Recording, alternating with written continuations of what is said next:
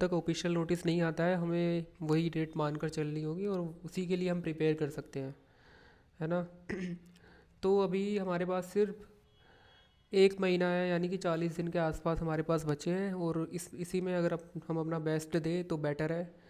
और चीज़ों को अगर एनालाइज करें, PYQs को एनालाइज उसी हिसाब से अगर लास्ट टाइम पे तैयारी की जाए तो वो ज़्यादा बेनिफिशियल रहेगी, है ना।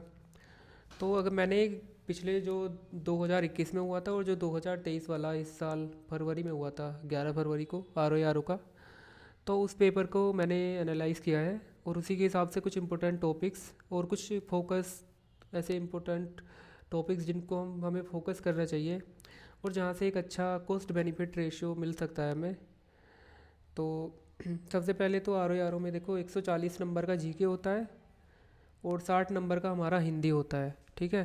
पहले ये दोनों एग्ज़ाम में मतलब गैप होता था और हमें थोड़ा टाइम मिलता था दोनों एग्ज़ाम के बीच में, लेकिन अब ये दोनों एग्ज़ाम जो अभी नोटिस हुआ था सितंबर में आया था, तो अब ये दोनों एग्ज़ाम कंटिन्यू होंगे और एक ही पेपर में एक ही शिफ्ट में दोनों एग्ज़ाम होंगे।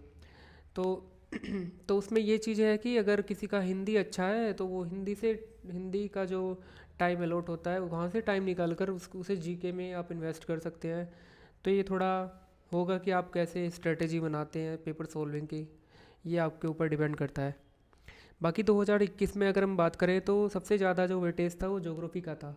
RO में पॉलिटी का वेटेज कम देखने को मिलता है, ज्योग्राफी, हिस्ट्री, मॉडर्न हिस्ट्री और करंट और UP GK का वेटेज थोड़ा ज़्यादा रहता है। रीजनिंग के भी अच्छे खासे क्वेश्चन पूछे जाते हैं और साइंस से भी। तो ज्योग्राफी से 25 क्वेश्चन थे जो 2021 वाला RO था। ज्योग्राफी में अगेन वही है कि मिनरल डेटा वगैरह डिपेंड करता है कि आप उसको किस में काउंट करते हैं। कि मिसलीनियस में, अगर मिसलीनियस में देखो, अगर करंट डेटा है 2023 या 24 का, कोई भी मिनरल का डेटा उन्होंने पूछा है तो वो मिसलीनियस में या करंट में होता है।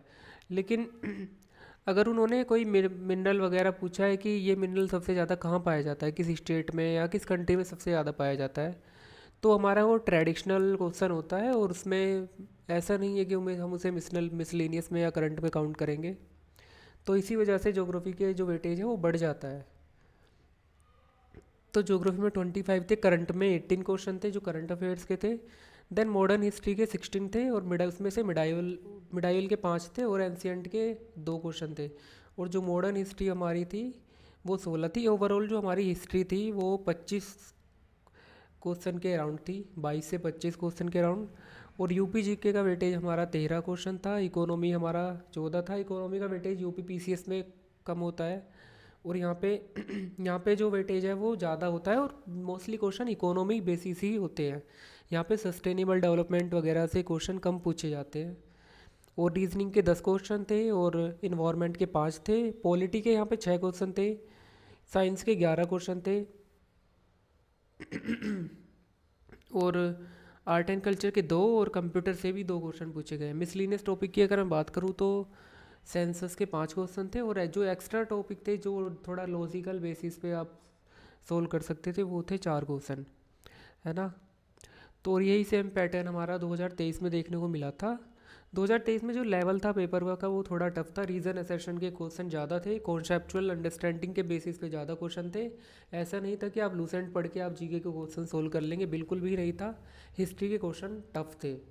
अगर आपने पूरी टाइमलाइन अच्छे से पढ़ी है, हिस्ट्री की स्पेक्ट्रम को अच्छे से पढ़ा है, जो हमारे स्टैंडर्ड सोर्स रिसोर्स होते हैं, तो ही पेपर सोल्वेबल था।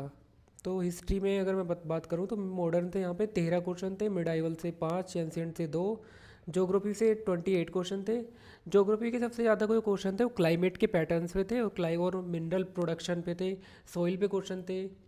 NCERT से अच्छे खासे क्वेश्चन पूछे गए थे। साइंस के हमारे 9 क्वेश्चन थे, इन्वायरमेंट के 2, इनकी इकोनॉमी के 10 क्वेश्चन थे, आर्ट एंड कल्चर के 4 क्वेश्चन थे, पॉलिटी से 10 क्वेश्चन थे। पॉलिटी के सारे क्वेश्चन डुएबल थे, इजी थे।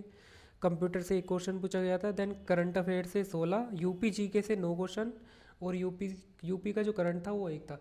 करंट का मेनली फोकस वही है जो हमारा, हम उसके लिए फोकस करते हैं UP PCS के लिए, आई दृष्टि।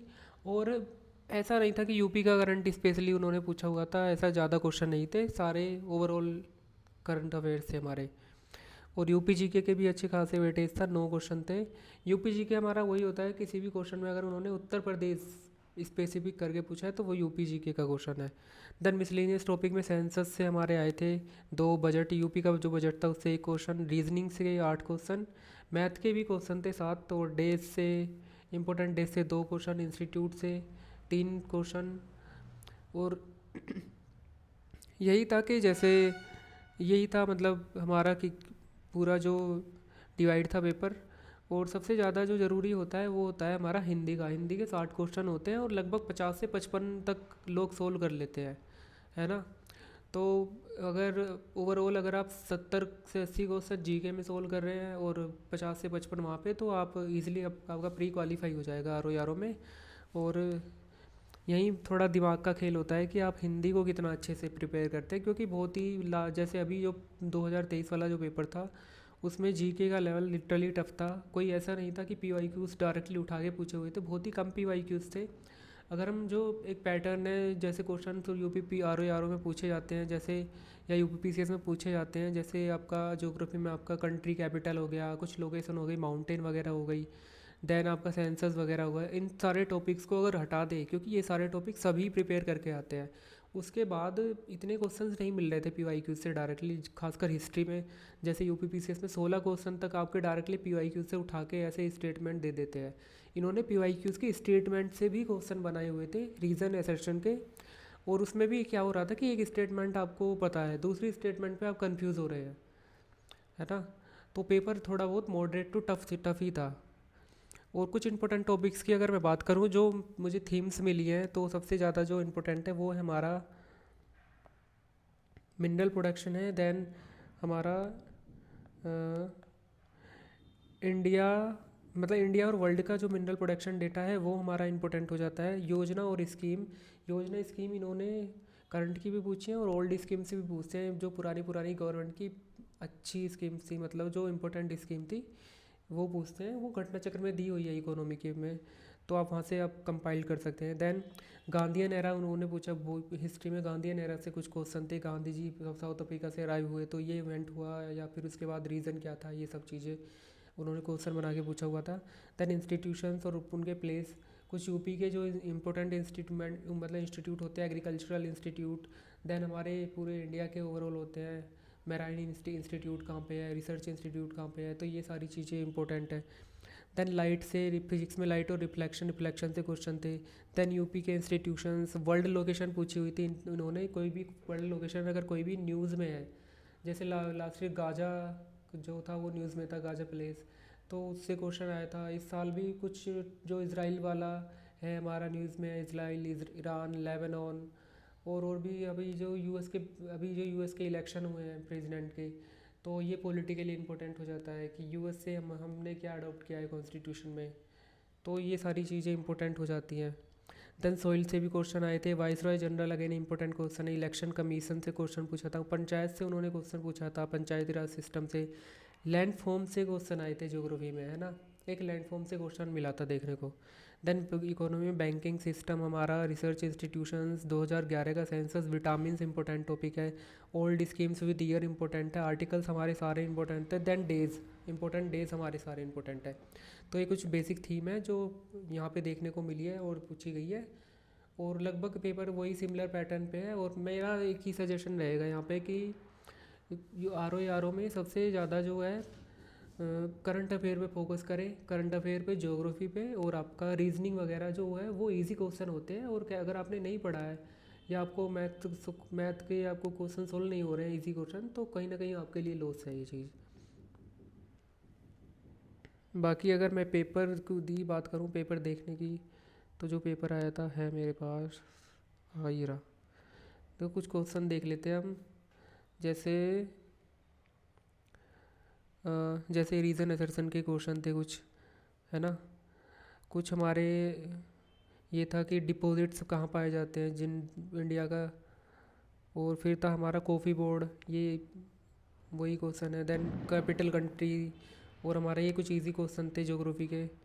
देन करंट के थे हमारे क्वेश्चन, देन रीजनिंग वगैरह के थे।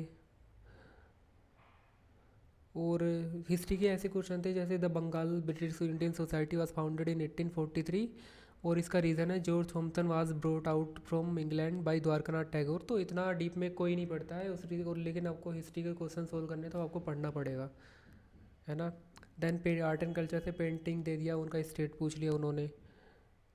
साइंस के क्वेश्चन भी टफ देखने को मिले थे as comparison to UP P state PCS, है ना। देन ये एक्ट पूछ रखे थे इंपॉर्टेंट, पिछवाई पेंटिंग इंस्टीट्यूट और उनके प्लेस, लॉर्ड कर्जन के रिगार्डिंग कौन सा स्टेटमेंट ट्रू है, और ये बुक्स उन्होंने पूछ रखी है, जैसे हिस्ट्री की बुक्स होती है उसका डिस्क्रिप्शन उन्होंने पूछ रखा है, तो बुक्स का प्लस डिस्क्रिप्शन भी उनको याद करना पड़ेगा कि बुक में एक्चुअल में था क्या, है ना। तो और ये थे इंपॉर्टेंट डेज हमारे पूछ रखे थे उन्होंने, बिना माता डिसीज़, बहुत सारे ऐसे भी क्वेश्चन थे जो ट्रेडिशनल थे लेकिन वो हिस्ट्री वगैरह में देखने को कम मिले और थे भी।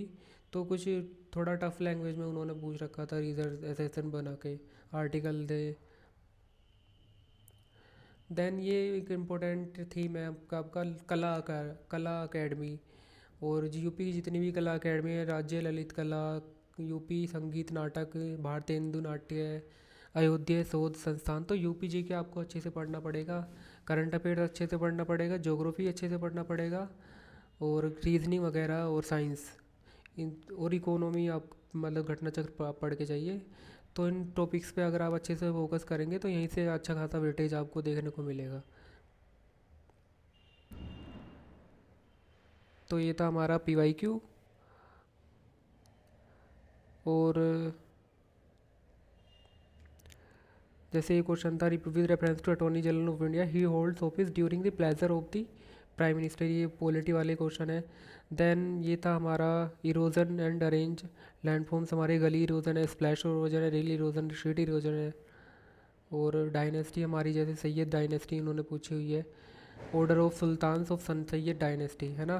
तो ये घटना चक्र में नहीं था कि घटना चक्र में हमारा हमारा था उसका था हमारा मराठा का था जो क्रोनोलॉजी है। सैयद डायनेस्टी की मैंने घटना चक्र में चेक किया कि क्रोनोलॉजी नहीं दी, मतलब है पर ऐसे क्वेश्चन नहीं पूछा हुआ है।